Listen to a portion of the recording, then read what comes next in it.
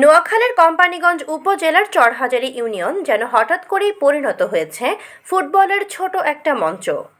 আসন্ন ২০২৬ ফুটবল বিশ্বকাপকে কেন্দ্র করে ৪৮টি অংশগ্রহণকারী দেশের জাতীয় পতাকা একসঙ্গে উত্তোলন ও প্রদর্শনের মাধ্যমে এলাকা জুড়ে সৃষ্টি করা হয়েছে এক ব্যতিক্রমধর্মী উৎসবমুখর পরিবেশ।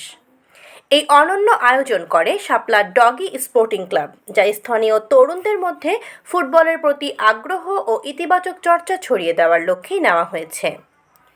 অনুষ্ঠানে ক্লাবের সভাপতি তৌফিকুল ইসলাম তারেক ভার্চুয়ালি সভাপতিত্ব করেন।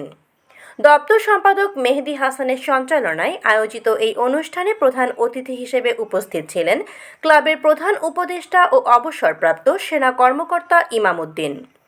স্বাগত বক্তব্যে ক্লাবের সাধারণ সম্পাদক নূর উদ্দিন নুরমির বলেন, খেলাধুলা মানুষের মাঝে সম্প্রীতি, ভ্রাতৃত্ব ও সৌহার্দ্য গড়ে তোলে।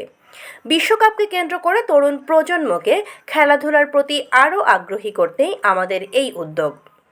অনুষ্ঠানে আরও উপস্থিত ছিলেন চরহাজারী নূরনগর সরকারি প্রাথমিক বিদ্যালয়ের প্রধান শিক্ষক মৌলানা আব্দুল হাই, ক্লাবের উপদেষ্টা মোহাম্মদ ইসহাক চকিদার, নুরুল হুদা বাচ্চু সহ স্থানীয় গণ্যমান্য ব্যক্তিবর্গ ও ক্লাবের সদস্যরা।